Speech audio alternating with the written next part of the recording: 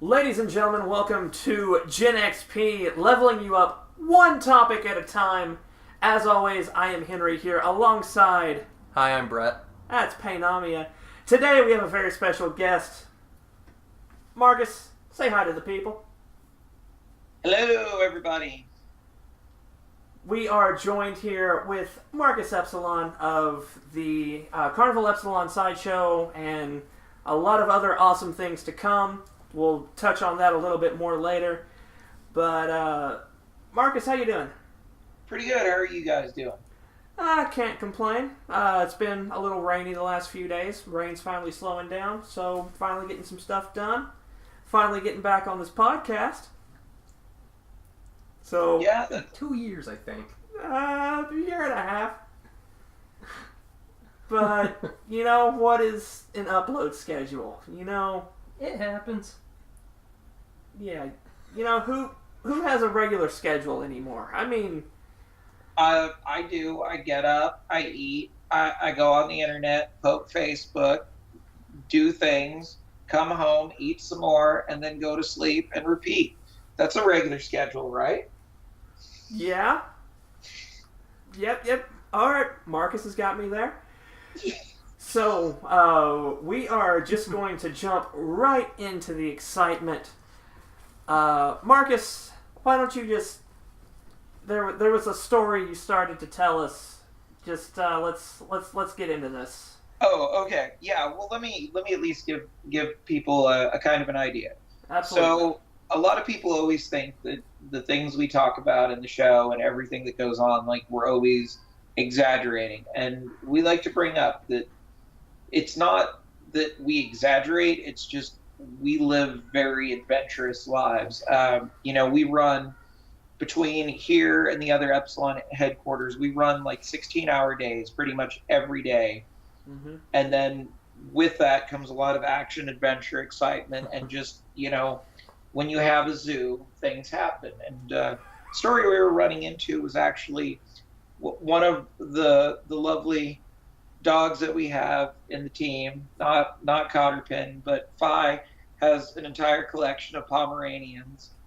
Enough said. And Gotta catch them all. she has 3 Pomeranians. One is the mom of the other 2. One of our roadies has the father of the 2 kiddos. And yeah, you know what happens when you put Pomeranians together. You get fluff balls. Anyway, so her oldest one is getting up there in age, and she's an old dog, she's going blind, and unfortunately sometimes you don't necessarily expect what's going to happen. Phi is very tech oriented, and one of the things that she first got was her robot lady, followed by a little robot minion called the Roomba. And I think everybody's aware of what a Roomba is, right? Oh yeah. Yeah. Well, Roombas don't exactly see. So you have a blind dog and a blind robot that cleans the floor. Hopefully never the two shall meet. Well, things happened, and Roomba met dog, and Pomeranians are fluffy, and Oh, God. yeah, we had a little mishap. Dog's all right, the Roomba's all right, but now Phi totally understands what it's like to get a hairball out of a vacuum cleaner. Oh, that... Poor doggy. Yeah, That is probably the...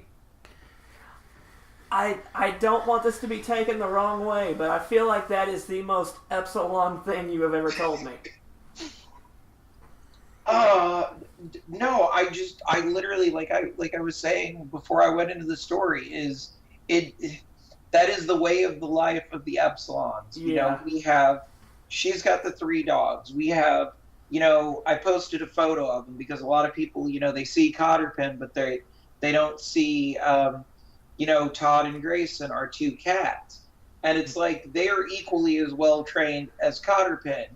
It's just we can't take the cats with us to events because, Cotterpin has the service animal exemption. The cats don't. And then we have the turtle, who apparently is an escapologist as well. And a mass murderer. No, that's the cat. Well, okay, yes, the turtle will go crazy and eat everything in its tank, but Grayson Squeaks' cat is actually the mass murderer. If it moves, it's going to die. Toilet paper every time. We have to keep toilet paper under lock and key because he has learned to open doors, open cabinets. There is no safe place. Apparently, toilet paper, killed his father. I have a cat who does the same thing. Yeah, it's a cat thing to do, and the thing with Grayson is Grayson will take the whole roll in his mouth. He'll bite into it and carry it off. Look at me, I've killed this thing. And then, start building a little pile of death for him to sleep in. So it's he'll murder my socks and they get added to the pile. And, you come downstairs and all of a sudden there's a mountain of clothes with a cat laying on top of it that looks like he's worked so hard to kill all of this stuff. Game of Thrones, cat edition.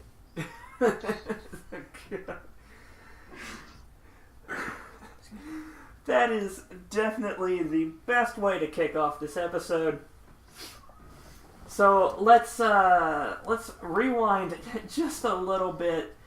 Marcus, for the people out there listening that might not really know what it is that you're doing, we're using the word sideshow a lot. Maybe can you kind of explain it to the people? Well, traditionally the term sideshow comes from back in the days of the circus when it was the big form of entertainment.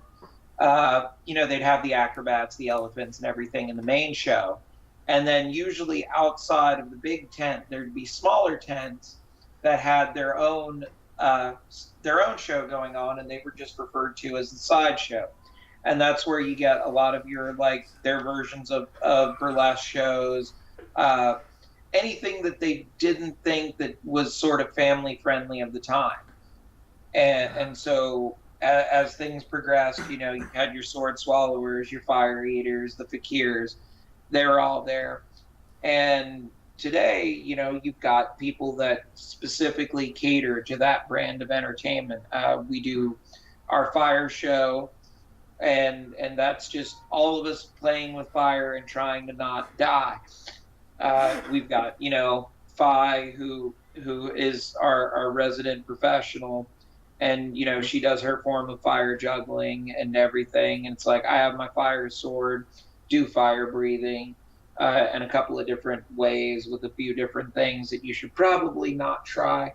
Just don't, kids. Bad idea. And then we have, we've got Ivy, who we officially can't call her a fakir because she will not swallow a sword. But, she does the traditional Indian impalement axe where, she skewers herself, stitches a button on. I think you had the pleasure of seeing the Indian string mystery once. We saw that. Yes. To this day, there are still people talking about that. I will never forget that. And for her, it's, a big accomplishment because there are only a handful of female fakirs in the world. Most of the native practitioners, as part of their religious belief, do not train women in the arts. So it has to be someone who is part of the culture that does not have the taboo. And so far, only a few women have stepped up to kind of go into learning the traditional arts. And I mean, I'll be completely honest with you guys. The guy who taught me swords was the one who taught Ivy everything else. and I did the first needle, got about halfway through my arm, and decided that that was not for me. Like, I'll eat glass, but I'm not fucking sticking myself. No. With that, you brought up the glass eating, and you were talking about the show, that the show you were talking about with the string with Ivy. I will never forget that, because we were here in Borger, Texas, at the Aluminum Dome, which just like 145 foot across, gigantic aluminum dome, which has very interesting acoustics. Oh yeah, no, that was the best. That was the best shatter ever because of the way the building is shaped. That was glorious. Yes, that is what I was getting at. See, I always tell people, because I have people ask me all the time about, the people I work with, and because I always say I have the most interesting friends. So people are always asking, and, I'll bring up, I've been working with this band, or I've been working with these guys. And I'm like, I've also got, I've got Epsilon on speed dial. If I ever really need something interesting, I just call Marcus. And they're talking about it, and I can always, the look on people's faces, when you look at them in the eyes and you say, I swear to you, you will never forget the sound of a grown man biting into a light bulb. Especially in the dome. Because that mic was just perfect with the speakers and the acoustics of the dome. That noise will haunt me until the day I die. That's all right. I still remember my mom. We'd been performing for several years, and my mom had never had an opportunity to see the show just because she travels with work. I travel with her work, and so we were never in the same place. Yeah. And she actually, my sisters had this great idea that we were going to do like a big family thing. And I was doing a show in Oklahoma City. So my sister was like, we're going to get together, like, right around, and we're going to go see a show, finally. Uh-huh. So I made sure my mom was, like, right in the middle, like, front of the stage, so that she would get the best shot of the show. Mm-hmm. And we're a couple of days out, and, we're talking about stuff, and I've got my nieces and my nephews and everything. And my nephew was seeing the video. And of course, so he asked. So he's like, is the light bulb real? And before I even get to say anything, my mom is like telling him, like, no, it's a fake bulb. He doesn't really eat it. And I look at my mom, and it's one of those times where it's like, you don't really want to yell at your mom, but you're also like, Mom, do not freaking tell people that it is fake. That is real shit that I am eating on stage. Yeah. Like, because she had never seen it live, she only has like the video edit. That and it's like, it is old. It's like before we even it's from one of the other shows that I guest starred with. Yeah. Like, is the video he's seen. So, it's edited down a lot. And I'm like, no, Mom, it's legit real light bulb. So that first time, and the best part about this is my material with that is directly at my mom. Yeah. And I've got her in the front row. And so before I did the act, I actually even took a little jab at her and was like, and just so you folks know, this time it's extra dangerous, because before I do this act, any of you who've seen the show know that there's a particular person that I kind of poke fun of. My mom is sitting in the middle of the front row. So if you see an angry Hispanic woman rush the stage, it's okay. She's just going to beat me with a flip-flop. And, we made it through the whole show, and she was laughing and everything. And I did the light bulb, and I felt so bad because my niece actually started crying, because she knew it was a real light bulb and she was watching me do it on stage. Oh. Of course, a couple, like, the following year, she talked her mom into coming back because it's a reoccurring event. And she was the first kid in line to staple money to her uncle. Oh. Like, I got over it. We're gonna touch back on that one in a moment. But go ahead and continue there.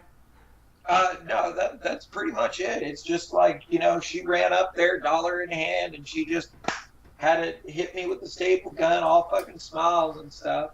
It's like, yep, got staple money to my uncle. So, I'm at work a couple days ago. I work furniture store. We had a thing we had to do, so I've got a staple gun in hand. I'm fixing the bottom of it, the little like dust cover, whatever on the bottom, and I just sitting there looking at it, and I end up making a joke with my manager about how to make more money, because they were talking, things. It's like, you always want to advance, you always want to make more money. It's like, well, a friend of mine has a great way of making money. And she looks at me and she sees the staple gun in my hand. She's like, we're not going to continue this. And she turned around and walked off. So when you brought that up, Brett wanted me to bring back an old story that you've told us multiple times, if you wouldn't mind sharing it on air, just about why it's always important to make sure your props are working correctly. Oh, the infamous square holes. Yep. Yeah. Okay. I wasn't sure because there's a few of these at this point. No, the particular story you're talking about. So we have two staple guns in the prop box. One is mine. One is Ivy's, because we don't share guns. That's we make a point of saying that in the show. But those are the limited staple guns that we have, with the exception of the one that we keep for reupholstering. Well, we work on different stuff and everything, and I was reupholstering one of I think it was our couch, and the stupid staple gun fucking breaks. And I'm like, well, all right. And I'm almost done. I could run to the store, but I'm like, you know what? I've got a staple gun, like, in the prop box. So I go grab my staple gun out, change the staples out, finish up, and just kind of leave it on the work table. I figure I'll get it later. Of course, I don't think about it. We're loading up for the show, and somebody sees my staple gun laying on the table. They just grab it and throw it in the prop box. No big deal. Right? Yeah. We're in Galveston, Texas, at Dickens on the Strand, doing a show. And we decide that we're going to go ahead and run the staple gun, and I'm going to do it. Not like done it 1,000 times at that point. Mm-hmm. And, we start going through it, and I'm like, it feels a little off, but I'm like, I'm outside, I'm cold, I'm shirtless, metal staple gun, a million different things it could be that's throwing me off. Yeah. Then we get to a forehead shot. And the person staples me right in the center of my forehead. And that's when I know something is definitely not right. Oh, no. So we finish up, we go backstage, and Ivy can tell I'm a little off, and I'm like, I'm telling her, I'm like, I don't know what it is. The staples felt like a little different, and even now I'm like, it's still kind of feeling weird, and I don't know what's going on. Yeah. And she's like, well, let me get them out of you. And she pulls the first staple out, and I can tell by her reaction that now she knows something isn't right. She holds up the first staple to me, and instead of being the normal ones we use, which are a little bit shorter to avoid going too deep and hitting blood vessels and stuff, yeah, we're now 3/4 inch upholstery staples. Oh, no. Which, for the record, is about double what we normally use. We normally use like 3/8, and we're using 3/4. Yeah. So they're twice the length. And then I have a moment of like, oh my gosh, I have one in my forehead. Oh no. So she checks, like she rubs the staple to see like if it bent. Because sometimes the regular ones will bend. They don't go straight in because, depending on how much water I have gives me a little bit of cushioning, a little less. And if they hit bone, they bend over a bit. Not a big deal. We cut them in half, pull them out. She can't find the ends. Oh. And so we both just look at each other, and it's like, she's like, what do you want to do? And I'm like, just pull them all out, and then I'll think about it while you're doing it. So she gets all the bills out, except for that one, and she's like, well, what do you want to do? And I'm like, get the bill off. So she goes to just pull the bill, and it rips through the staple. The staple just stays put. Mm-hmm. So we're like, so it's in. And then she's like, so what do we do now? And I'm like, well, I can't see it well enough to cut it, but I can probably get it out. So cut it in half and go out to the car and come back and check on me in a couple of minutes if you don't see me. So she reaches up there with the dikes and cuts it right in the center and leaves me 2 little points, hands me the needle nose, and walks out from the backstage area and gets the rest of the crew, and they leave. And I just sit down and grab one of those ends and just kind of pull it out of my skull. Now, the fun part about this is because I had her cut them in half, I didn't have to do that once. I had to do it twice. Uh-huh.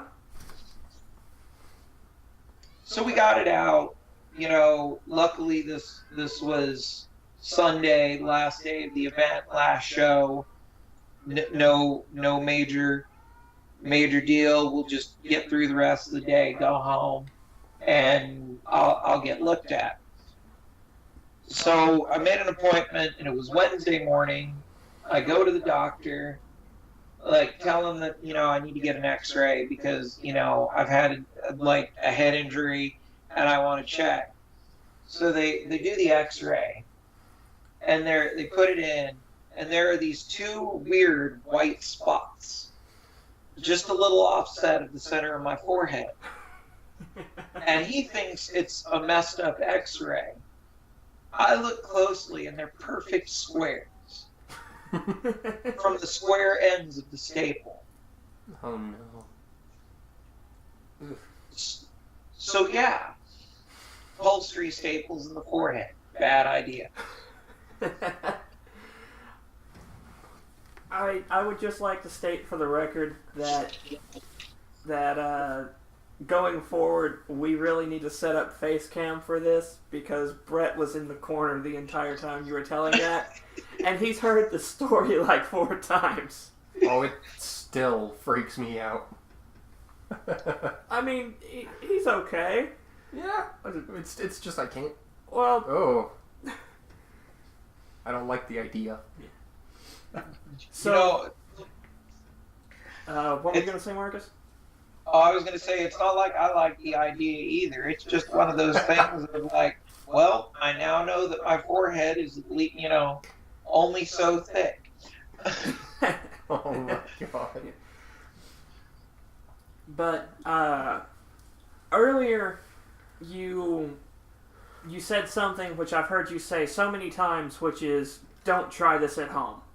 Because what you do is real, it is dangerous, there are no tricks, you're really doing it. Something that I would like your opinion on, and the last time we did an interview, we kind of touched on it, but without saying any names, without calling anybody out, How do you feel about these how-to content creators that are posting videos on how to fire breathe, for example? Okay. Well, I can hit that on a multiple levels, and I know we've talked about it in different interviews. I've talked about it when other people bring it up too, and I can go with one.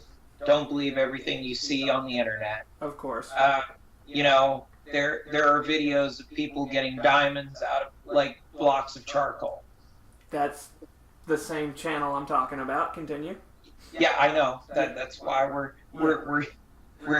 talking about this. I Yep. saw one video that was supposedly how to make crystals. It actually made chlorine gas. Yeah, this is why I'm saying, two, not everything is necessarily covered in those videos. Yeah.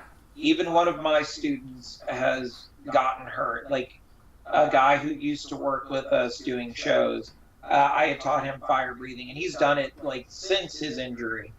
But there was one occasion where he just tilted his head too far back and had burning fuel land on his face. Ooh.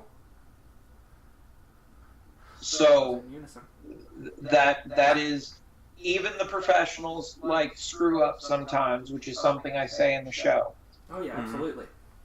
Three, which we were talking about this just before we started recording. Everything you see us do is real. When you go to the circus, those aren't fake people performing live. They are real. The things we do are dangerous, and people die. Just in the last year, we have lost several performers and had several near misses. One of my fellow sword swallowers, he does a stack, which is multiple blades. He had them slip and scissor inside of him. Oh. You know, made a recovery. He's back. You know, got back on the horse. But he's not even the first person that particular mishap has happened to. Oh, yeah. And there are people that still swallow stacks. You know, there were the aerialists that fell in the chandelier just a couple of years ago. Like the last week, I saw a video of a snake handler in one of the smaller circuses was strangled to death, and I use death with quotation marks because no one knows if he's in critical or if he actually did pass. No one's given us any information on it. But it's like, these are real people doing real things, and you know, it's not Jack doing it at its house. It's a person that does it for a living. Yeah. And if an expert who has thousands of hours of training, thousands of hours of performing, you know, I said it once, you know I've been stapled 5,000 times. I've eaten enough glass to probably crap a Camaro.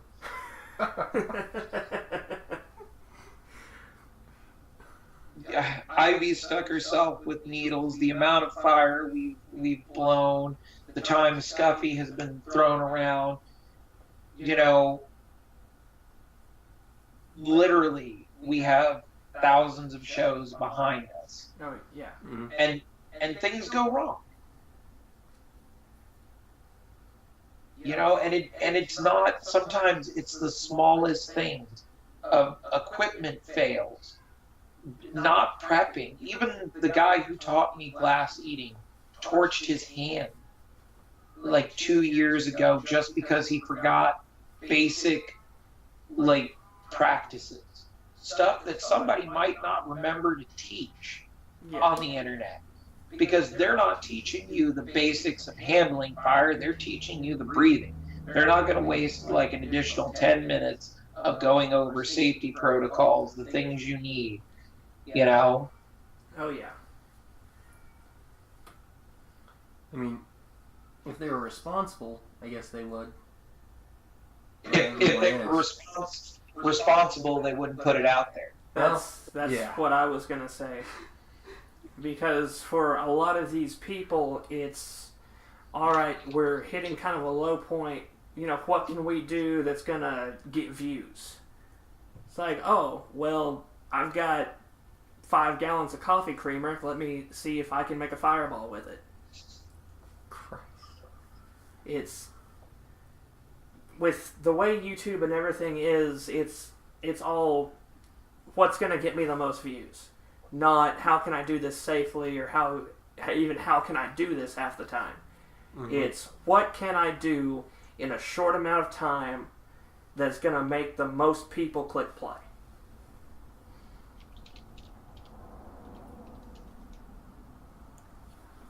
Yeah, and I mean, you know, I know everybody's about their watch minutes, and they're trying to make a living, but it's you've got to weigh in on the greater good.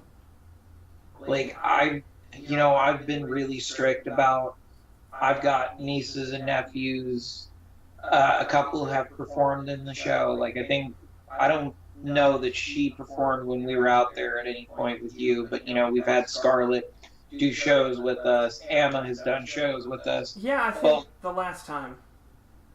Yeah, and I mean, that's my blood, and every time they take stage, I get nerve wracked of are they going to do everything right, and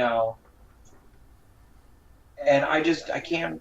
It's hard for me to fathom that there are people out there that are just like, we're going to put this knowledge in your hands and expect you to be responsible. Yeah, absolutely. And with everything, like you've said multiple times, and I've known you for 8 years at this point, I've heard you say it dozens, hundreds of times, just don't try it at home. Just don't. There are some things. I mean, obviously there are some things that you can do. There are just some things you should not attempt, and most everything you're gonna see at an Epsilon show, just don't attempt. I always say that pretty much there is not a single thing that we do in the show that is safe.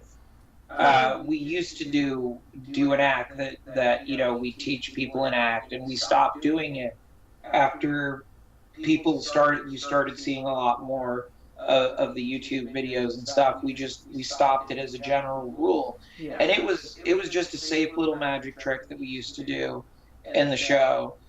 And then it just became like no, we're going to cut that completely from the set, because it's just, I don't feel comfortable showing them one thing and then giving them a gateway into doing the other stuff. Yeah, absolutely.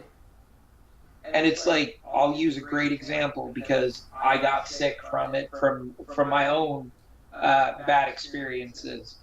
I picked up a really bad stomach bug from a dirty sword. Ooh. Like, just didn't get my sword cleaned off enough. And, I got to spend like a couple weeks on like meds, like antibiotics, and had to like limit my diet because I had to get rid of this parasite. So it was like, no coffee, no chocolate, like no acidic foods, which I love orange juice. And to tell me that I couldn't have coffee and orange juice for a couple weeks. And it's just literally the fact of there was something on one of my swords when it went down, and it got into my system. Yeah.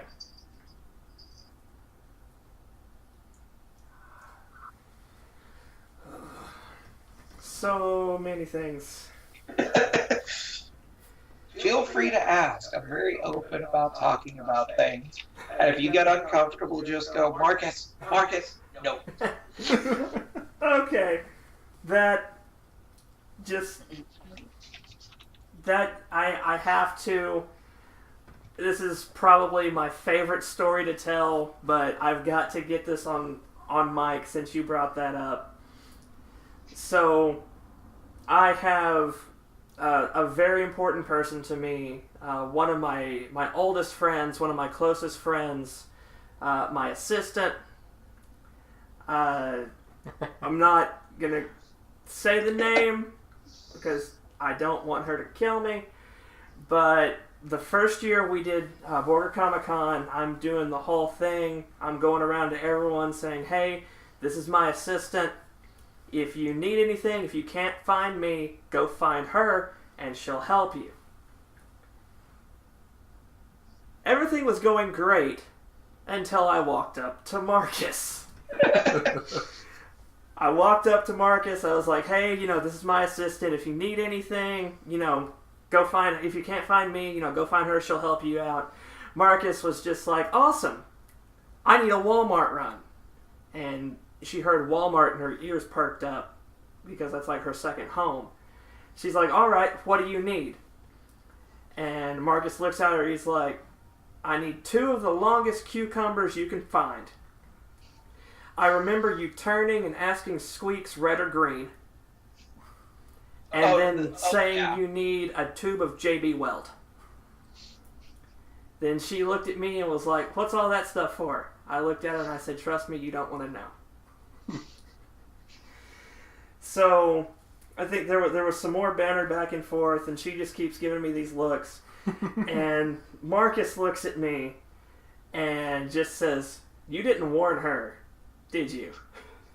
It was very obvious that she was uncomfortable by the whole situation of what I was going to do with Fruit and JB Well. Yeah, exactly.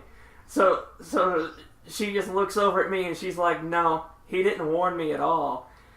And the thing that I will never forget is you looking at me and just completely like straight-faced as possible, like asking what time it is. You just looked at me and you were like, can I have a liquor?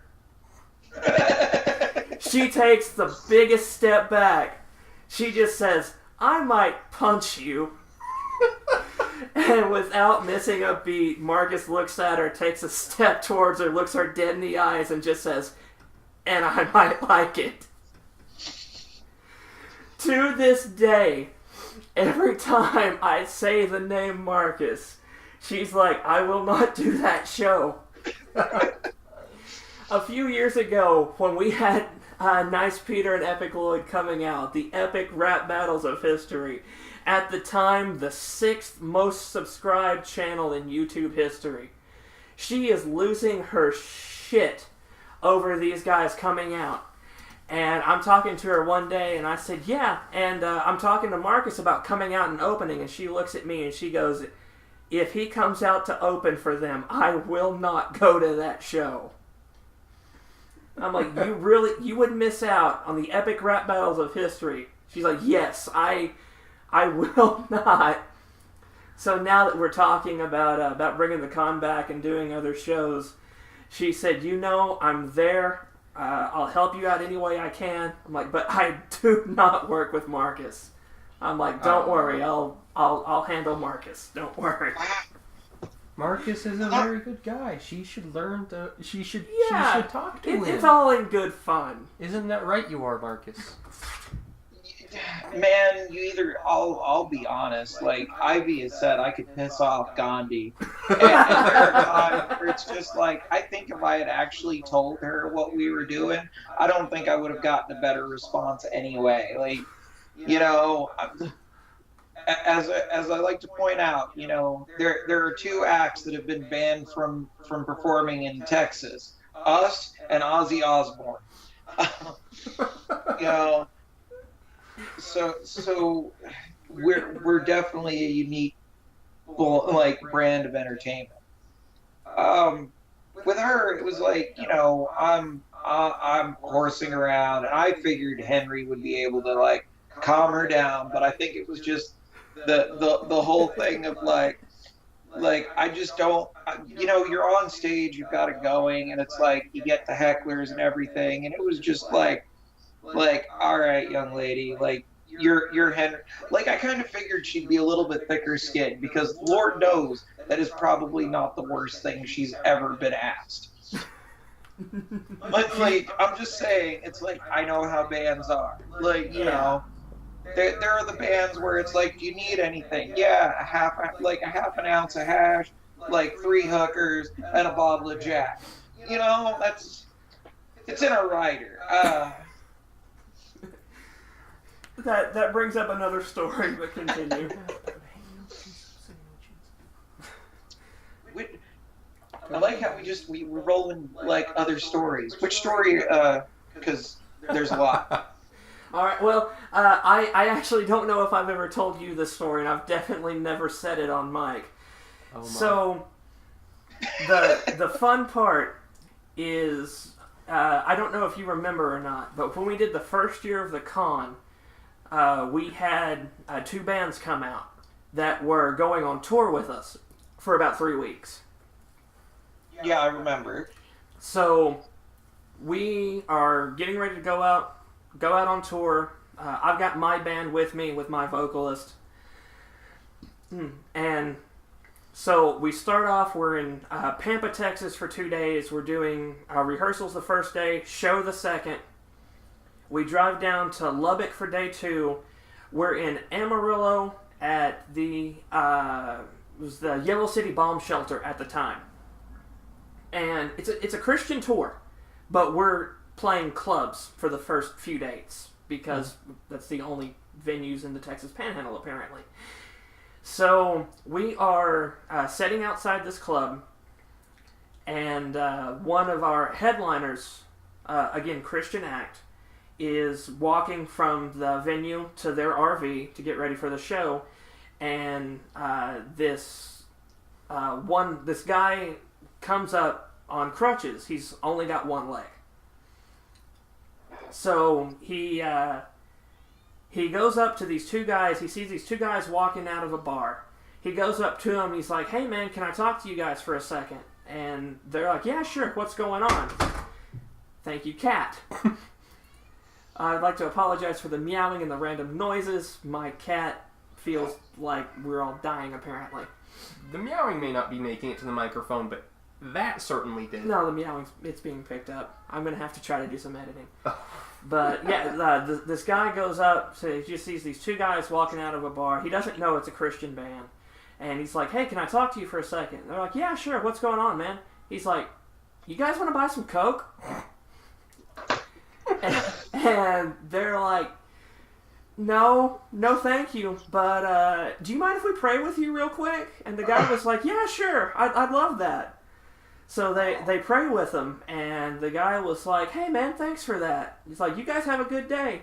And he's like, "All right, yeah, you too." And the guy just kind of walks away. That's a real sweet story for starting with, "Hey, you want to buy some Coke?" No, it gets even better. We leave Amarillo, Texas at about 11:20 p.m. We are going down to Dallas. Our show the next night's in Dallas. And we get to looking, and if we go just straight down through Texas, through Wichita Falls and everything, there's a lot of rain. So we get to checking, and it's like, all right, we can add, it's a little less than an hour that we're going to add to our time, but we can go through Oklahoma City, hit 35, go down that way. We get to Hinton, Oklahoma. It's about 2:30 in the morning. And we stop at a Love's for gas. And my vocalist is kind of short, and she's just wearing like a band tee, like skinny jeans and combat boots. About 2:30 in the morning, she goes into the bathroom at Love's in Hinton, Oklahoma, and she comes back out when I'm done getting gas, and she said, "You're not gonna believe what just happened." I'm like, "What?" Like, so I went in there, I used the bathroom, I'm washing my hands, and this woman comes up to me, and she looks at me, and she goes, "Are you a hooker?" She's like, No, I'm not. She's like, "Well, what are you doing out so late?" It's like, I'm in a band, I'm on tour. She's like, "You're in a band?" Like, "Yeah, it's a rock band." It's like, "Oh, are you on drugs?" She's like, "No, I'm not." The woman looks at her and goes, "Do you know where I can buy some?" He's like, no, I don't. She's like, all right, have a good night. And the woman walks off. 12 hours later, we stop at Windstar World Casino for lunch. She's like, wearing same thing, like band tee, skinny jeans, combat boots. She's in line at Panda Express to get some food. There are these girls, a few people back in line that keep kind of like whispering. She turns around and looks, and one of the girls whispers to the other and is like, I think she's a hooker. So twice within like 12 hours of each other.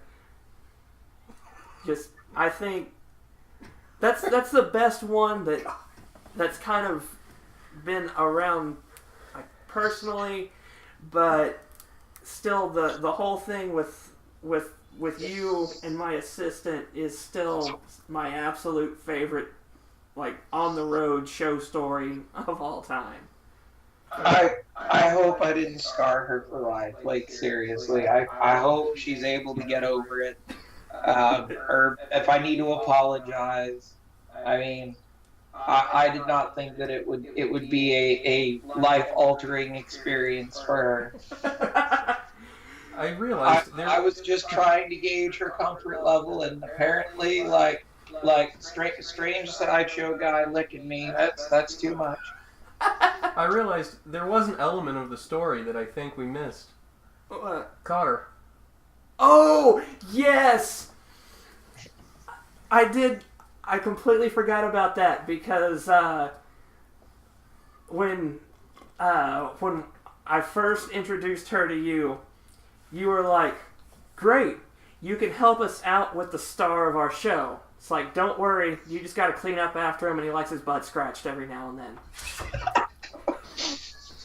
And then about that time, Cotter jumps out of your car and starts running over. I could still remember the look on her face when he first said that. She was... See, the only thing that would have made that even better is if it wouldn't have been Cotter getting out, if it would have been Z getting out of the car. It's like, oh no, you just got to clean up after him. He's like his butt scratched every now and then, and you just see Z walking over. That'd be great. How did I forget the Cotter part of that story? Man, that makes it even better. It's all right. We all have our moments, but to go with your thing, I think that's common because Fi has had that happen to her. You know, like we were in a motel, like we were in a motel for an event because it was the closest one to the event, and they were just like, we'll put you over here, it's not bad, you know. Yeah. And I was like, okay, cool. Like, you know, it turned out one of my friends was actually staying there because he was in town for a job. So we got to hang out, which was cool. But yeah, she goes outside to smoke, and a guy tries to chat her up. And Fi, being the wonderful girl she is, and sometimes very naive to the world, did not realize he was trying to proposition her. Oh, God. Yeah, it was just one of those, like, Ivy just kind of was like, Fi, sit down.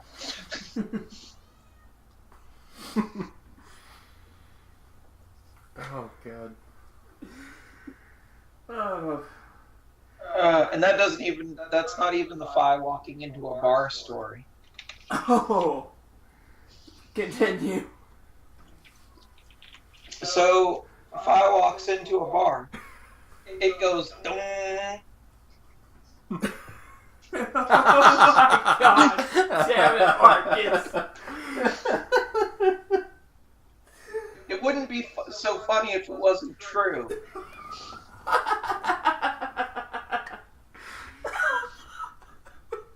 That... Wow. I have heard you guys say some pretty strange things. I think that is the strangest thing.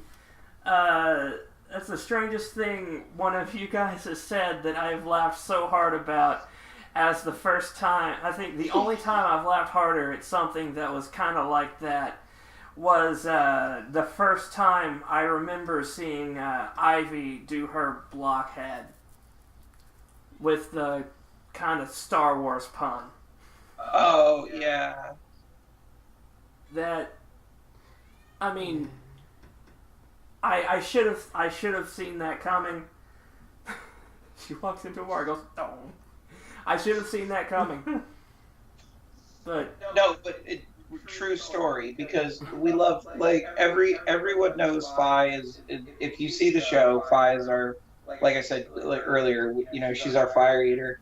yeah. And she's a wonderful person, but sometimes she's trying to do 10,000 things at once and not paying attention, especially to what's in front of her. And we were walking out of a con, and we were talking, and we were on our way to the car to, like, call it a night, and she's just walking along, and then we hear a thong and turn around, and Fi is, like, staring at a lamppost.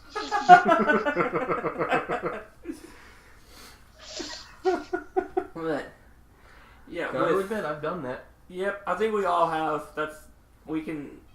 You can laugh when it's somebody else because you felt the pain. But there are. My God. I'm trying to stall for a second because it sounds like we're being attacked in a horror film. I don't know if is the mic picking that up very much, Marcus? A little bit. A little bit. I had to shoo our kids out because all three of them came wandering in trying to figure out what was going on. Yeah. Well, we're in our studio right now, and I'm gonna have to start soundproofing because the cat is attacking the door. Because I really don't want the cat in here with us. But kind of with what you were talking about, there are so many that we've worked with you, with your team and everything.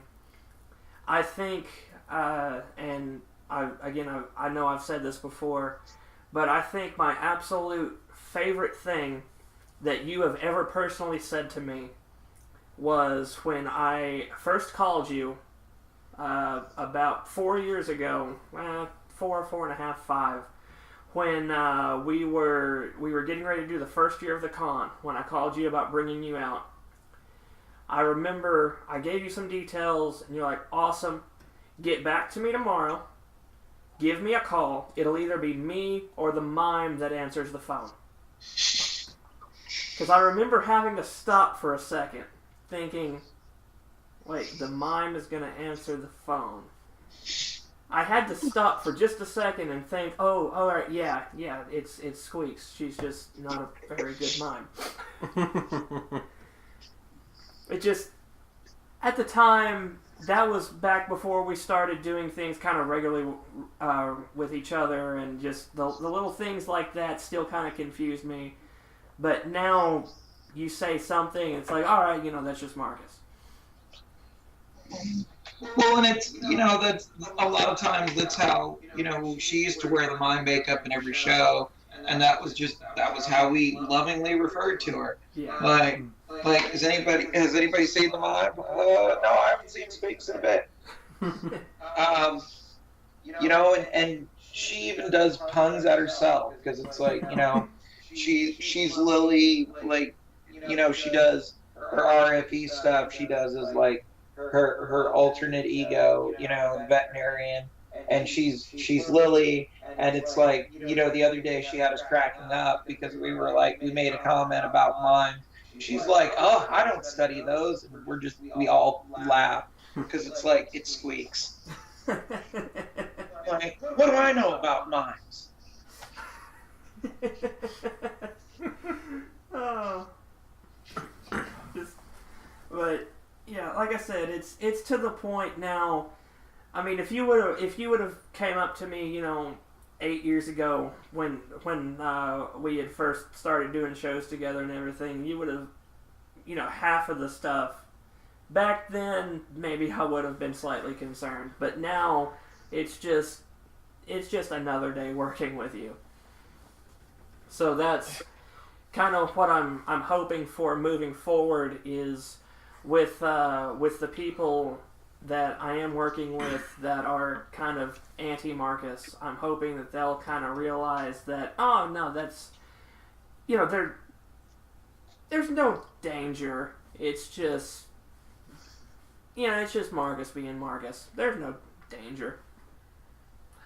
I don't it's not like I go around randomly biting people. That's kind of frowned upon. I at least wait for you to give me a yes or no. It's not like I just walked up and licked her. I asked first. Yeah. Consent is important. Ah. Great minds think alike. But I think the one lesson I have learned from you over the years is just not to piss you off, because I remember you telling me a story, and then I remember kind of seeing it in person. Because I remember the last time you were out here, there was something, and it ended up with one of our mutual friends removing a sword from Z. But the thing that I remember the most, which has stuck with me, with just the lesson of don't piss off Marcus, is anytime I see you coming towards me with an apple, to run away. We've only taken audience volunteers a couple of times, and they weren't really volunteers. They were voluntold. Yeah, I remember, because the story you told me was, I think you were in the middle of a show, and it was a mutual friend, and they were just like aggravating Cotter, just getting Cotter riled up, and it just ended up with you handing him an apple. They were being a heckler. And going above and beyond being a heckler. And yeah, they were getting, because everybody loves the dog, star of the show, gets his own trailer. Every time, I just keep asking you, I'm like, can I just book the dog? I mean, the dog works for pepperoni. I mean, but I know it's a package deal. You were voluntold to do something once, although it wasn't quite. Oh that. Yeah, no, I remember what Brett's referring to is also the reason why I can never be mad at you, Marcus. I remember the first time we brought you out, the first year of the con. I remember being voluntold I was going to be involved in an act, and it ended up with me stomping your face into glass. Yeah. So after that, I can't be mad at you, because everyone can get kind of irritating sometimes, and I remember there being something with the con, an issue with some of the other performers making things difficult. And I remember I started to get aggravated for a second, and then I thought back about that, and I'm like, you know what, I can't be mad. And then the rest of the day just went fine. Man, I really tried to I've worked both sides of it, long ago in a galaxy not so far away. In Oklahoma specifically, we used to do shows out here where I was on the board and I was part of the committees and stuff that did them, and it's I know what guests come up with. Yeah. When a lot of people don't realize, when you're a big name star, you know that you can get the royal treatment. And some people go out of their way to push their luck and see how far they can go. Oh, yeah. Certain ones, I'm not going to say any names, but certain people that have you sort out certain color of Skittles because they don't eat the red ones. Yeah. You laugh because you've probably been there. Oh yeah, no. with me going almost 9 years in the realm of production and everything, some of my favorite thing is just to go back and just look at old tour riders. It's just like, I think the best one I've ever seen was an old school, and I feel okay saying this because it's common knowledge. Back in the 80s, Motley Crue had a tour rider that Vince Neil had to have between a 15 and 18 foot python in his dressing room, and he would measure it. Otherwise, he wouldn't go on stage. But get my tape measure. I mean, it sounds stupid, but you got to remember, back in the 80s, Motley Crue. This python's only 14.8 feet. I mean, Motley Crue being one of the biggest metal bands at the time, they can get away with it. So sometimes I think that was just like seeing how far it could go.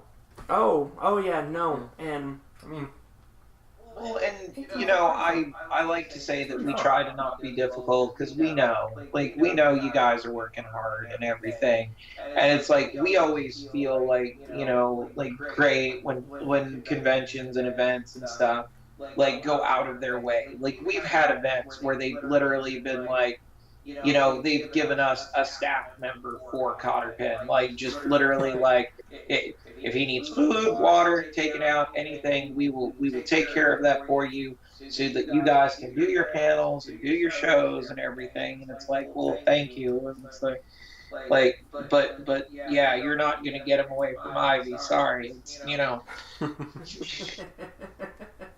it's hard enough for her to go to the bathroom in the house without it.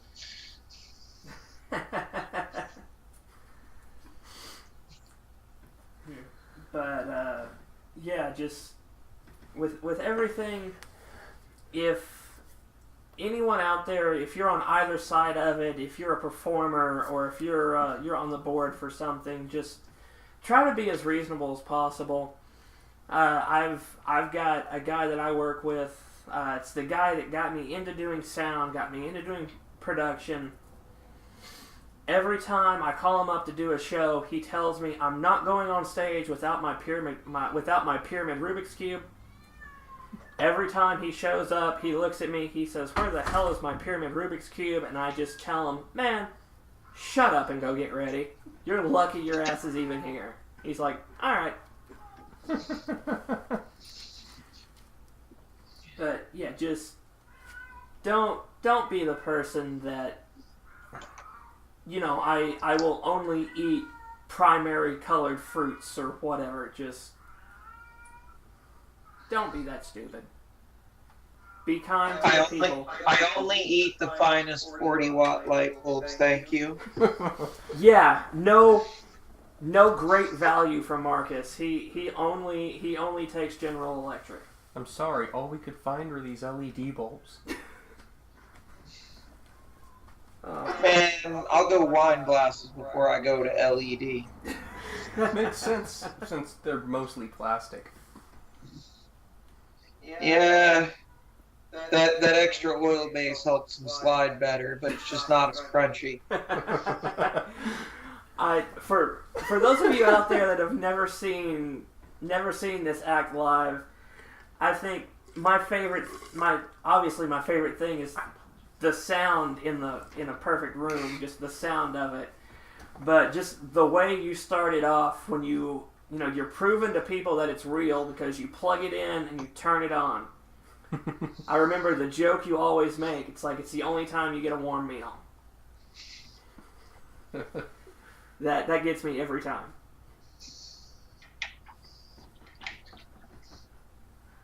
Well, it's the one thing that it was just like when we were first like writing the script, it was, how do we prove it's real?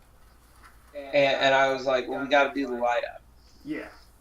And the first time I actually did it, I broke it with a hammer because I hadn't gotten the bite down yet. Because who thinks about the fact that you're going to have to practice biting into a light bulb?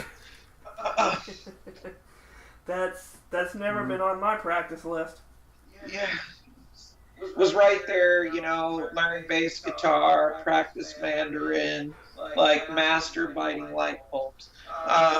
Now, now, when you say Mandarin, are you talking about the language or the fruit?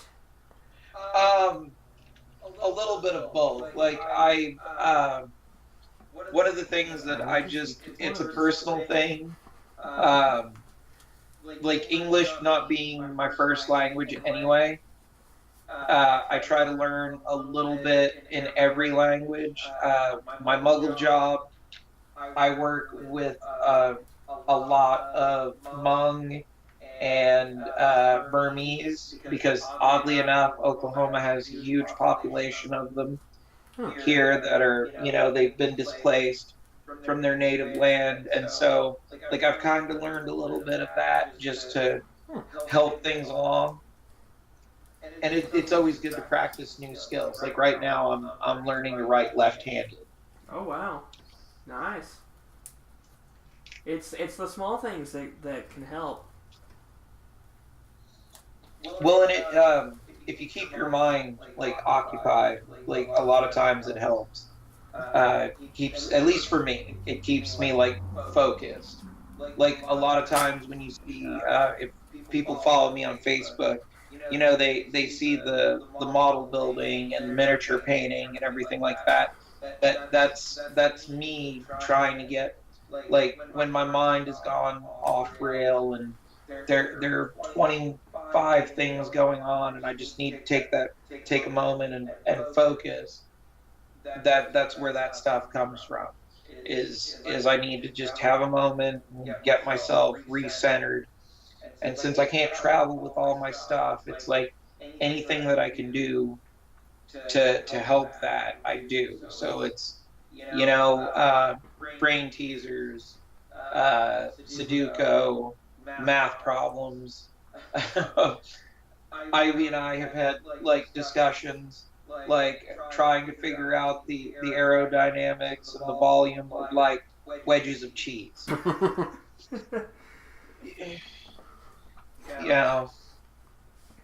And it's just something to just keep my mind like on task. Because if I can get it to focus and I can clear it of everything else and I can be on that one task, once I'm back there, I can go back to whatever I was working on, and it's single-minded. Yeah, absolutely.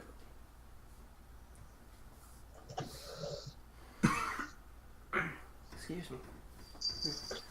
But something else that I would like to touch on before we get finished up here is what's going on for you and the rest of the guys here in the near future.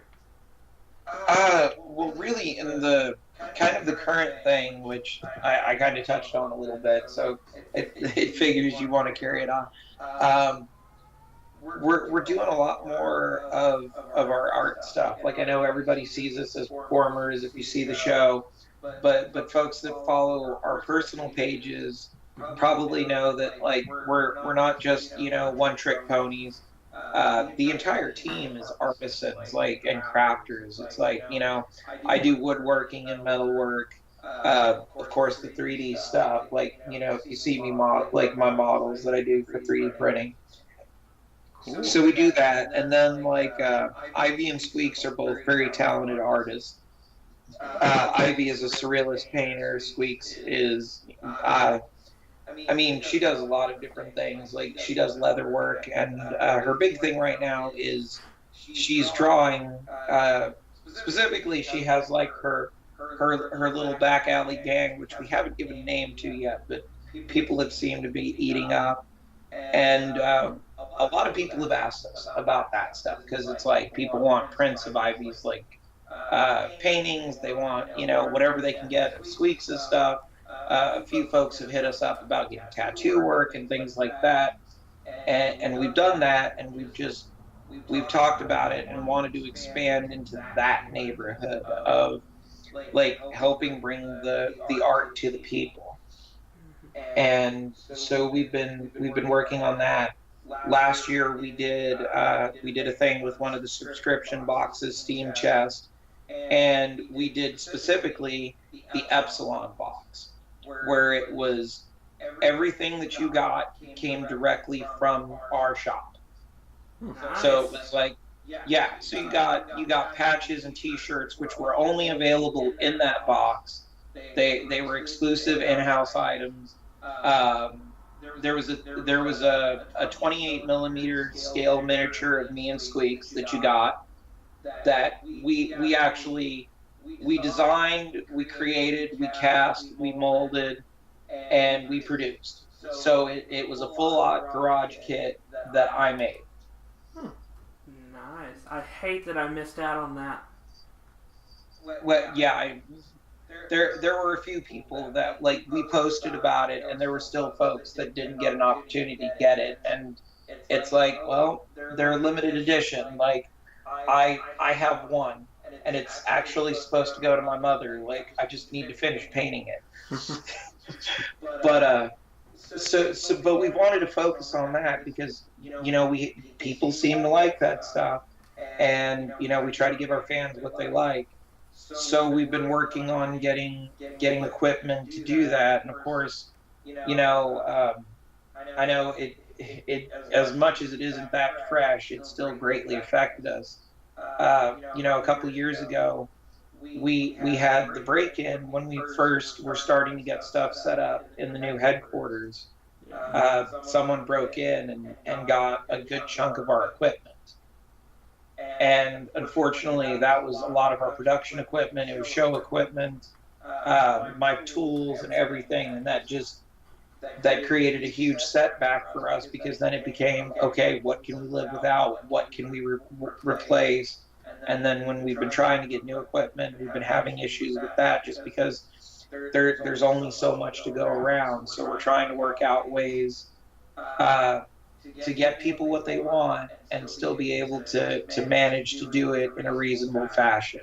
Which one of the things we've been talking about with, like, Squeaks' stuff is doing a Kickstarter, or just because it's an opportunity for us to put it out there, and people will be able to, like, let us know directly what they want. Like, we're gonna look at offering, like, buttons and stickers and, like, maybe even T-shirts of her drawings. So it's like, if you like scribbles her little raccoon, or not raccoon, the possum that she's done a lot of the artwork with, we're gonna have designs of him for shirts and buttons and things. And then she's got a whole gang of them now. There's the raccoon, there's a pigeon. She even added a bear that's like escaped from the circus. So there's that whole little tie-in, and she's been doing art of them.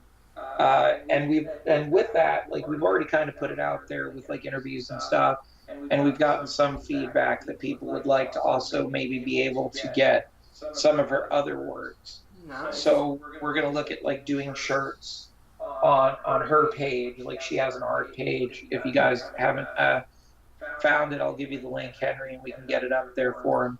Absolutely. But we want to be able to get, like, do, like, shirt designs where maybe it's like we re-release a couple a year, where it's like, you like her stuff, well, here's, we can't do that one because we did that one for a subscription box, but a good example of it was, like, she did Birds on a Wire, which were a lot of the steampunks that do the Plague Doctors or the bird cosplays. She did art of a couple of them all sitting on a high wire.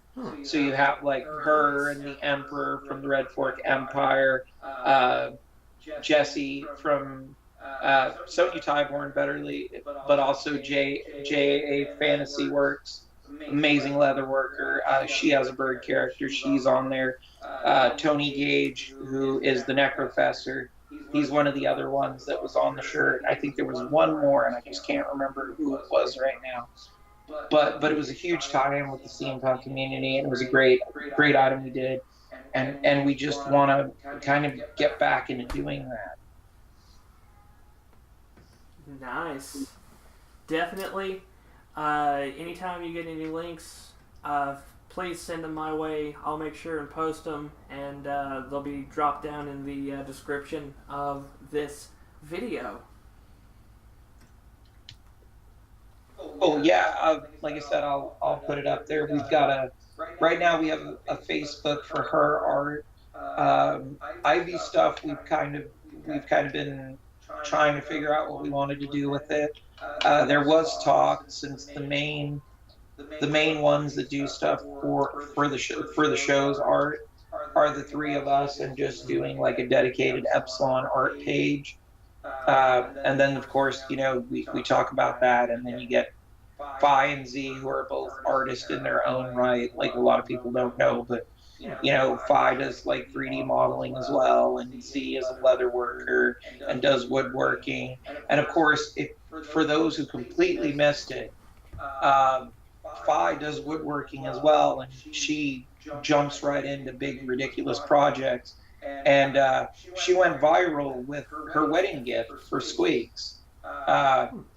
She got a huge, from Juana, she made her a 7-foot like tall hook. Oh.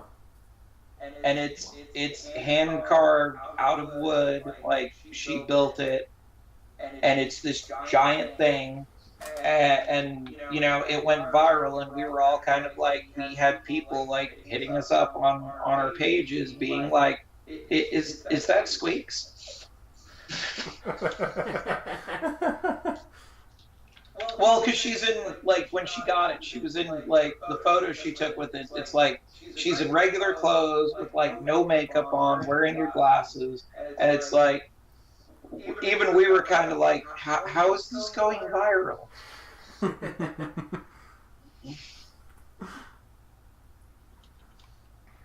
Never know what people are gonna like. Yeah, you never know. It's gonna change from one minute to the next. The internet is not a very reliable thing as far as consistency. Yeah, one day it's like, you like my photos of cats? Cool. You like my blinky lights on my Iron Giant bolt? The next day it's like 500 likes for a photo of my swollen toe when I hit it with a hammer. I will say, for those of you out there who do not follow, especially the personal pages, you are missing out on the excitement. So with that, kind of a little segue into that, Marcus, I have found just a couple of my favorites, just after like maybe 2 minutes of browsing, just to see if maybe you can just offer a little bit of explanation, because I'm insanely confused. Okay. There's probably a good story behind every one of them. Did you just look up the like out of context Epsilon's hashtag? That is the first one that I found. Yes. Okay. So the first one that I found is it's from April 13th at 5:25 p.m. The quote is, "It's not because I'm cold or wet, but because I'm covered in sawdust." Okay. So you want to know the story behind that? Yes. Okay. So a lot of people don't know this, but my little brother is Raymond B. Of Raymond B's Metalworking. He's a great guy. Does custom metal fabrication when he's not like off being a legit iron worker. All right. Nice. And we go back and forth helping each other with projects. And we kind of have this going understanding of like, we're going to do some weird shit with each other. And that's how brothers are. And so, I've taken him to some strange places. He's taken me to some strange places. And this particular one, we were doing wood reclaiming. And we had a deadline. Like, we were only able to go on the property that day. All right. And if you don't live here, most people probably won't remember April 13th. But it was raining and just barely above freezing all day. We started at 10 in the morning. Oh, wow.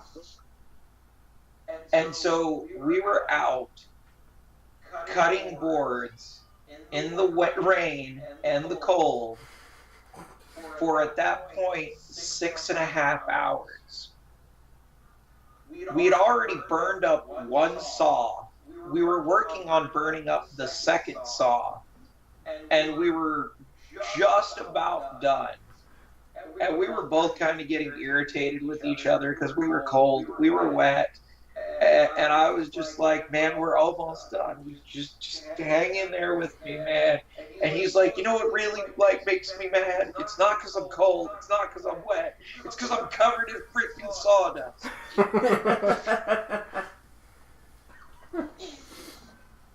And that's where the out of context comes from, of just like, because he's a true metal worker, and it's like, he's set himself on fire a couple of times. Doesn't bother him. Get him covered in sawdust, though, and suddenly he's like, I'm not a freaking hamster. All right. I'm so glad we have a recording of you saying I'm not a freaking hamster now. Yep, that's gonna be my new ringtone. Just every time Marcus calls me, not a freaking hamster. Something that I just found interesting was, again, just kind of scrolling through your page, was the where you posted about the weight of the light bulb, and about what is it? A light bulb weighs 34 grams, taking into account the bones. To date, you have eaten less than 20 pounds of glass. I just thought that was interesting. Yeah, and that goes in the we kind of keep track of things, like I know how many shows I've done, and I know how often light bulbs get added in, and so we have a rough approximation of how much, how many bulbs I've eaten. I guess not how much, but how many. And the only reason it's we can't quantify an actual number is because it varies based on how much falls on the ground. Yeah. But then when you figure that even a whole light bulb itself is so light, even if I'm getting the majority of the light bulb, which, I actually broke one to weigh the end and the parts that I don't eat, so I at least knew what that weighed. I was still kind of shocked that in my entire career it still worked out at less than 20 pounds. Yeah, that is. I just thought that was really interesting, because I can imagine there has been a lot. It works out, and you can easily figure that I do about 100 light bulbs a year. All right. And I've been doing Sideshow for 12 years now. Wow. That's a lot lower than I'd expect. 12 years. Yeah, Epsilon actually, this will be our 10-year anniversary this October that we've had our show. And before that, I spent 2 years working as a guest star and with other shows, as part of their units. Wow. All right. I do have a question that I want to end with, but before that, the last thing I want to ask you about, with some of the research that I've been doing that has gotten me and Brett both insanely confused here. March 13th, you just simply posted, there really is nothing like, quote, barn fresh. So one of the joyous things about being me and being into weird stuff and having a secretary that's into weird stuff, and having a wife that's into weird stuff, and all three of us also really liking old stuff, is sometimes we just go on random, like, I mean, I would, like, if you see the show American Pickers, Yeah. like we don't do it professionally, but we do it for like personal stuff. And I don't travel just because that's a lot of time and energy, and you're just rolling. Yeah. But I have this amazing tool called the internet, and you will be amazed what you come across. And so that particular one I'll get to, but like I'll give a great example. So the motor on my wood chipper burnt out, Okay. like completely fried. Couldn't rebuild it, so it was trash. So I was looking for getting one, and instead of buying like new, I was like, hey, let me look around and see what I can find on like Craigslist. So I go looking, and I'm looking for the specific type of motor, like not by name, just like I need, this type of shaft. So I do a search, Yeah.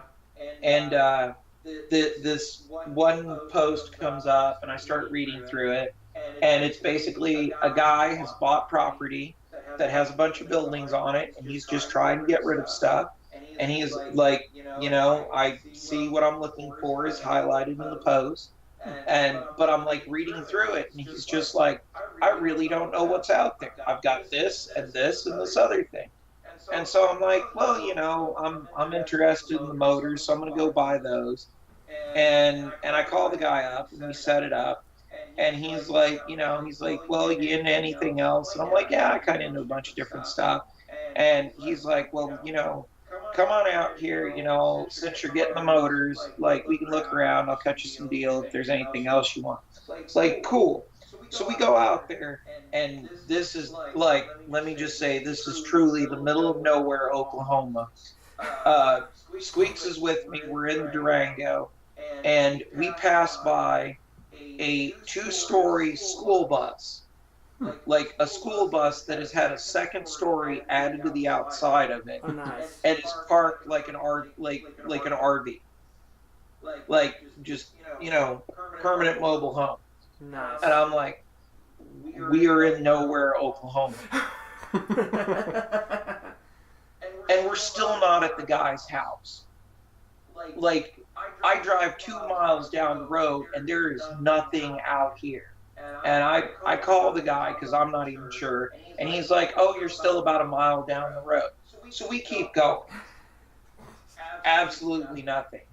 Get out there, and it's like, nice little house, all kept, and it's inside the road, so he doesn't have the road noise. And he comes out, and he like gets an apron on. He's like, come on, I'll take you out back. And we go around, and it's just buildings, like just metal buildings, cement buildings, everything. And he's like, the motors are in the back, but we'll check out a few of these other buildings. You guys might find something you want. We end up spending multiple hours there. We come home with an original Huffy dragster that Squeaks has restored and is her bike now. Nice. I have Squeaks has the oxygen tank out of a B-52 Stratofortress, like the rear gunner's oxygen tank. Like, she has one of those that we found out there. Wow. Because you just have to have it. Of course. I picked up a couple of the engines that I wanted. Those were awesome. A few odds and end car parts because I like the looks of headlights and stuff. And there was a whole building of car parts. And we picked up a sink for the new house, like, because at this point we were gathering like mid-century stuff for our house, and we were putting it in storage. So we found one of the sinks that's going in our house out there that he just happened to have in a building. Nice. So barn fresh is a nice term. That particular instant was Another one of those where I was looking for something specific, and I wasn't available to go. Ooh, excuse me. I wasn't available to go, but I had made arrangements with the gentleman that was selling it to us to meet with Ivy and get it. And he did not tell me the quite the condition of it. But it was too good a find to pass up. So that's why Ivy went, because I didn't want anybody else picking it up before we could get it. Yeah. So she goes out there, and he has her drive the car literally back to a falling apart barn. And he's got it in a cardboard box so that it doesn't get the inside of my car dirty. She brings it home and leaves it for me in the living room, and it's literally like caked in mud, like, mud daubers on it, the whole shebang. And I'm just like as excited as hell because I got what I want. And it's just that it's barn fresh.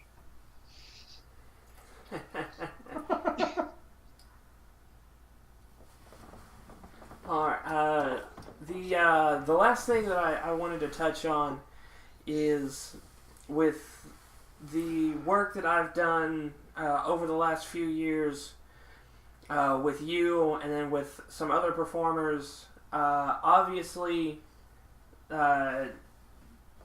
you always try to train and to prepare and to be ready for just about anything, but I have seen a couple of times in the last couple of years where something that has happened, something you've done 100 times, 1,000 times, whatever, there is always a chance of something going wrong. So the last thing I would like to touch on with you is if there has been any instances where there has been something go wrong during a show, and what you do to either try to prevent it or to try to prepare just in case. Well, you pretty well said it. It's like, we know that we have a 99.95% chance of everything going right. Yeah. It's that 0.05% that gets you, though. And we go in every show like fully expecting somebody to get hurt, because that's how you stay safe. Yeah. And we have contingency plans. Like, we keep a very special first aid kit like on hand that has cauterizing pen, tools, Band-Aids, antiseptic spray, just anything that we've come across that we've needed. Squeaks also keeps a secondary one with her gear, and that's just, always have a backup plan for your backup plan. Absolutely. And then just, knowing how to use it. Squeaks has a military background, so it's, she has that going for her. Most of us have taken some training in basic first aid. Being myself, I have done a lot of stupid things, and so, The sarcasm.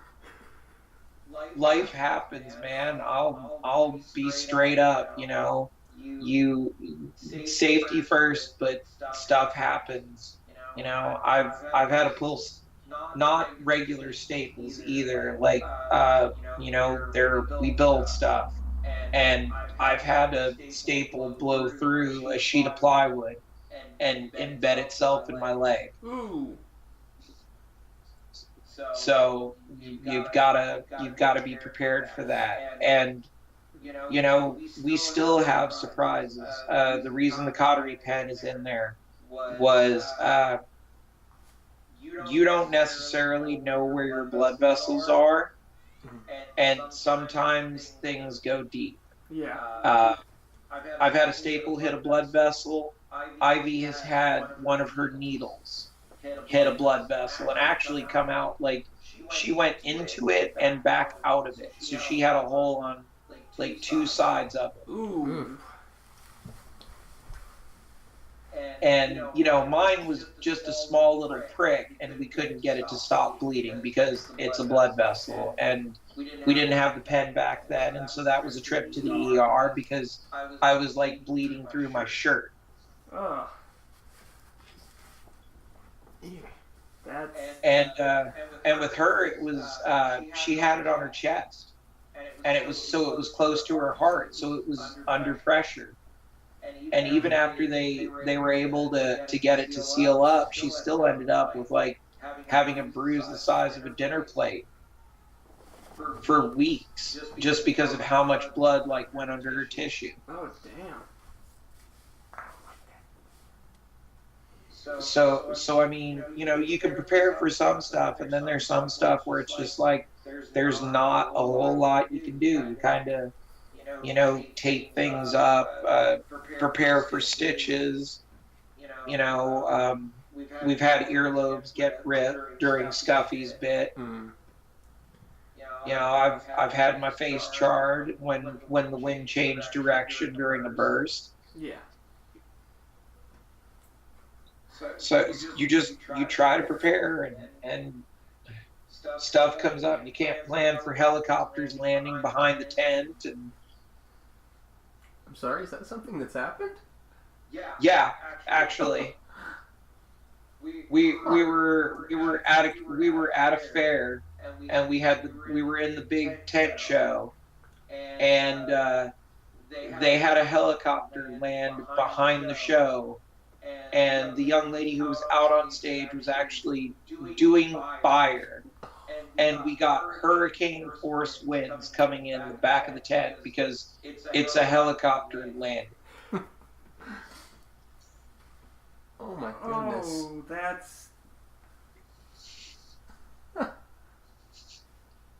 that's definitely interesting.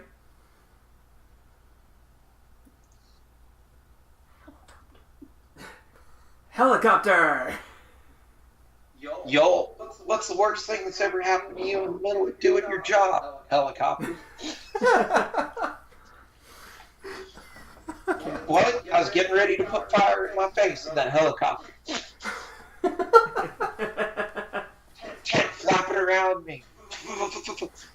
Got fire in my hands. Trying to figure out how am I going to eat that. How am I going to eat that? Oh my god. It's one of the strangest sentences I've heard, and it's not even an exaggeration. As I said earlier tonight, I have heard some strange things come from Marcus, and just at times I think there's nothing ever going to top that, and then somehow you still top it. That's... Eventually, I will take my last curtain call, and that will be the finale, and that will be the end of the stories. And knowing my luck, it will be Monday because Ivy has told me she assumes that I'm going to go in my sleep of unknown causes because I have lived an epic life, and therefore I must end it with just a footnote. But it's okay, because people like you guys will be around, and you'll tell about all the stories about, like, this one time he did a thing. And then helicopter. Helicopter. So, now, I feel the need. There has to be a t-shirt made that just says, and then helicopter. I would have to ask Sunshine about that, because she would probably she might want herself on the t-shirt of like, I was just trying to eat fire, and then on the back you have the helicopter. That if this ever happens, I want like 30 of them. But then helicopter. That I feel like I know you were kind of touching earlier about thinking about doing shirts with some of the artwork and everything.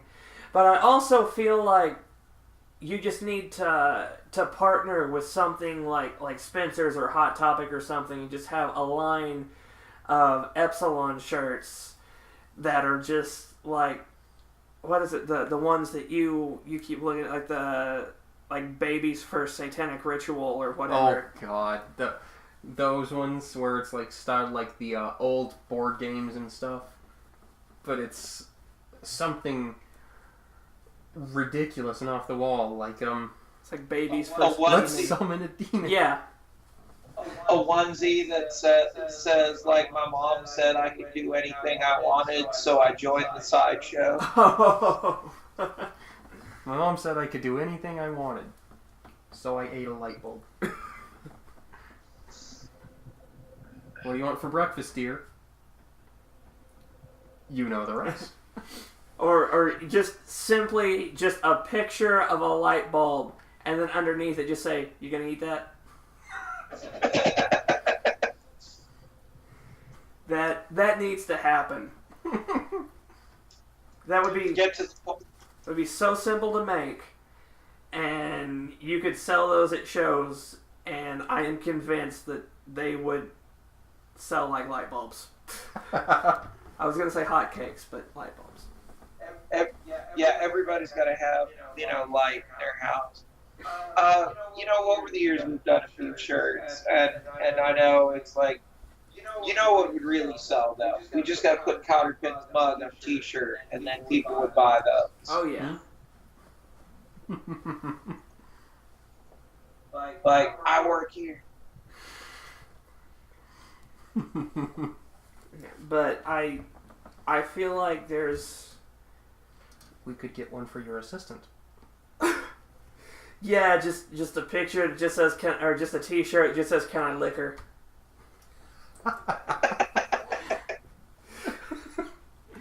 That would be great. I think. I can see her face now. Just now, I'm gonna have a shirt made that just says "Can I liquor?" and just the next time I'm around her, I'm gonna wear it. Hopefully. You might want to go ahead and start writing that the posting for a new assistant. Like must be willing to work with all sorts of weirdos, including ones that might ask if they can lick them. I'll have that in my my next Indeed.com posting. I think she's probably a bit better with it by now. I don't know. I'm gonna, after I get this uploaded, I'm gonna text her the link, and we'll see how she feels after she listens to this. But that just popped into my mind. Another wonderful Marcus moment. Getting ready for the second year of the con, there was a couple of people who are mutual friends of ours. We were hanging out. We were sitting in Taco Bell, and one of them looked at me, and she just said, "Do you think Marcus will swallow my sword?" Like, no leading into it. We weren't talking about you or anything. Just randomly in Taco Bell, just like, "I've got this sword. Do you think Marcus would swallow it?" It's like, I don't know why. She's like, just so I could say I have a sword that's been swallowed. Because I remember texting you and trying to figure out the way to lead into that conversation where it didn't make her sound weird. I'm going to have to go back and see if I still have the screenshots of that saved. Because we sat there for 15 minutes before she actually let me send the message of how I was going to lead into this without making it sound weird. But finally it was just like, it's Marcus. Don't even worry about it. That. And then a couple months later, we were all sitting in the lounge of the hotel after the first night of the con. Or So the first night or second night? Second night. I can't recall. Saturday night, the second night of the con, we were all sitting there in the hotel, and just a lot of people drinking. And I remember it was you and one of the other guests. It's like, let me tell you about this weird thing. And then the other guy was like, nope, I got one even worse than that. And it was just you two going back and forth for like an hour and a half, just like, oh no, I've got one even weirder than that. Don't even. And I just remember sitting there and just thinking, who the hell are these people and why am I here? Because it started off simple. It's just like, oh, well, I was at a show when this thing happened. And then it turned into, well, I was riding in an inner tube in the back of a truck during a snowstorm and ended up getting thrown like 30 feet. And then just a whole lot of other things that I can't even say on mic because I would get in trouble from people. I think the moral of this story for everyone out there listening is if you're at a convention and you see, I'm gonna go ahead and plug this right now. I feel like he would be okay with it. If you are at a convention and you see either Carnival Epsilon or Take One Productions, followed by Horror Stories, make sure you go to that panel. Because that is going to be something you will not forget, but you can never talk about. The inside the circus tent, like the darker side of Sideshow. I love that. I love the name of it. When we bring you back out for our next event, I want you to do that panel. I need to bring along a few of the other weirdos, like, because it's better if we get past cast members along, because then we can share the naked in the trailer story. Oh, okay. Now I'm curious. Well, there are other stories, but so like I said, we occasionally guest star out. And such. And, just because we're somewhat civilized does not necessarily mean that everyone is so well adjusted to being around each other. And I can't name names because he'd get mad. But there was one instance where someone obviously felt their privacy had been violated and decided to let us all know by coming out into the into the backstage dressing area where we all get our suits and everything on and get ready to go out. Came out there butt naked and decided to tell us all off. One performer in specific. And just went back into his room, and then Ivy, without missing a beat, was just like, I didn't know he had a tattoo.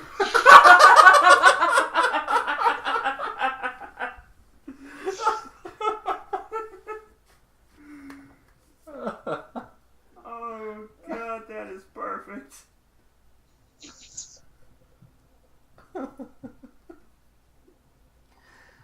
Oh, this is, man, we need to do more shows, Marcus. I need you around more often. Yeah, we can't afford my rates that often. Yeah, that's why I keep saying just let me get the dog. I can go get a couple bags of pepperoni, no problem. Yeah, but the dog's not as comical unless you have a translator. That's true. Because I'm pretty sure if the dog tried to lick my assistant, she'd be fine with it. I don't know about that. He's kind of got a rough tongue. I can tell you, she wouldn't punch the dog. And the dog wouldn't like it. No, he actually doesn't lick either, because that was one of the things that Ivy was specifically she's like, I don't want the dog to lick my face. Like when they were training him, they wanted to do that. She's like, the dog does not lick my face. And I was just like, okay. Because she was not, as weird as this is going to sound, because, you know, Cotterpin has been with us for 9.5 years. Ivy is not a dog person, or wasn't a dog person, until Cotterpin came along. And it was like, I need a service animal.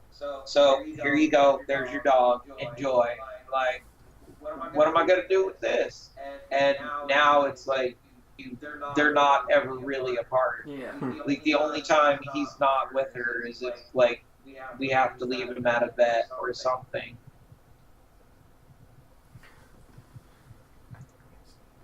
Like I don't even sleep. Like, I have my own room because they sleep like in a bed, and I'm just like, I'm not putting up with the dog. Like, I can handle tossing and turning, but the dog doing his like routine checks of the house, like, nope, I'm good.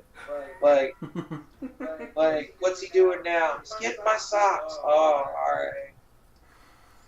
What's he doing now? He had to go downstairs and bark at the cat.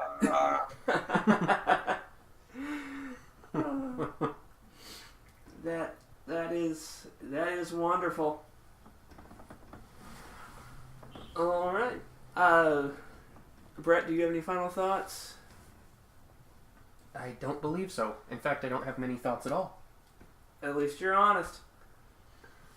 Marcus, anything you'd like to close with? Avoid acorns. Okay. Do you care to elaborate? Never eat pears. No, just the random warning. Like, heed the warnings of the great Professor Epsilon. Avoid acorns.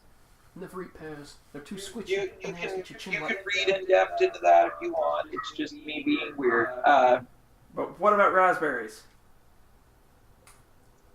Only if you're allergic. Like, I mean, you know, if you are allergic to nuts or berries, avoid eating them. Oh, excellent PSA. Sound advice. Don't do things that hurt you. Okay.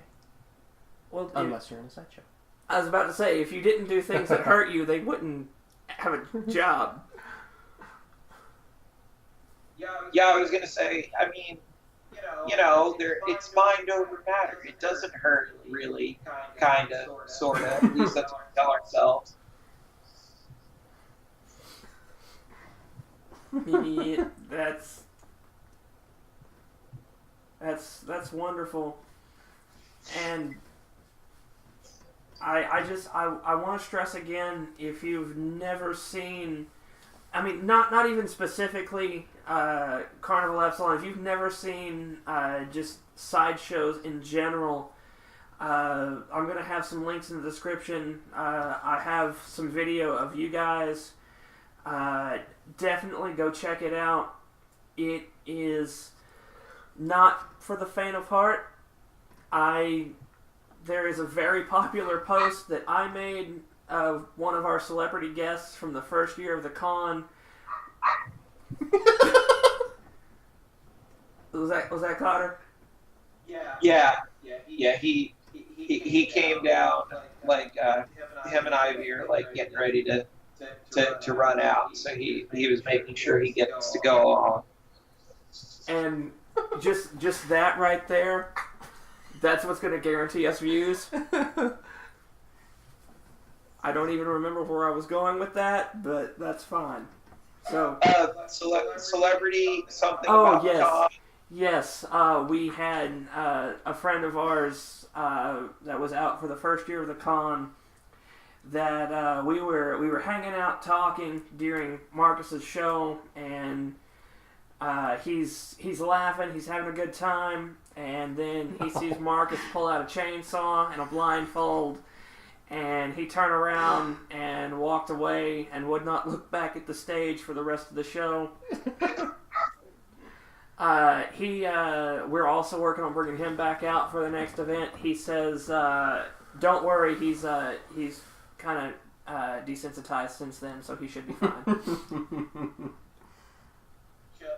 Just when they think they've seen it all. Introducing the new and improved Carnival Epsilon with 12 times more intense acts.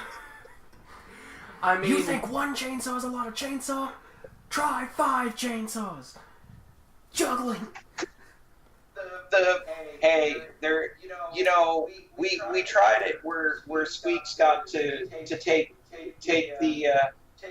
the chainsaw away and try something on me, and it didn't end well. So oh!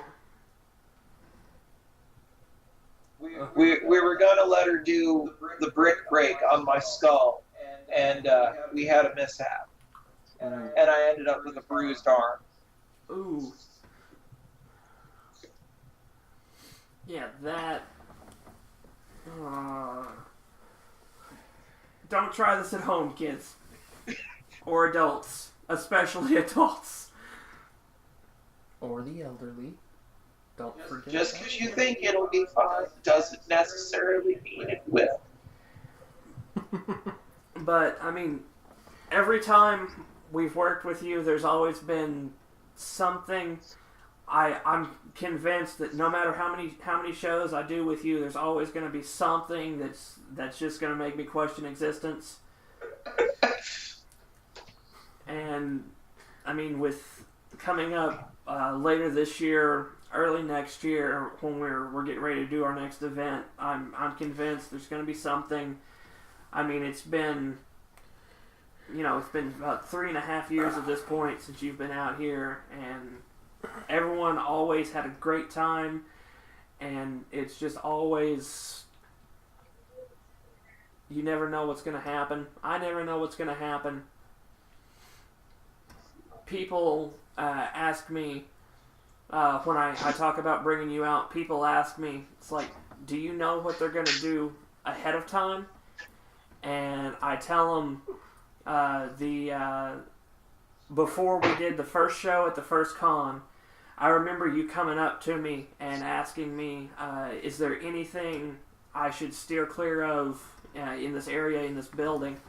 And I just remember looking at you and saying, Marcus, I know you, I trust you, you know what you can and can't pull off. It's like, just, be mindful of the venue and everything. And you're like, say no more. So, no, I have no clue. It's always interesting to me too. Well, yeah, and then one of the acts that I was glad to bring back, and I posted about it on the Epsilon page because it's been so long that we were working on it, and I didn't want to just throw it on stage and have it be a direct copy. One of my mentors in this business, great guy, amazing performer, Doc Wilson, he performed an act called The Perilous Garden. And he's now retired. Like his professional career kind of took off, and he's doing that full time, so he doesn't have time for performing.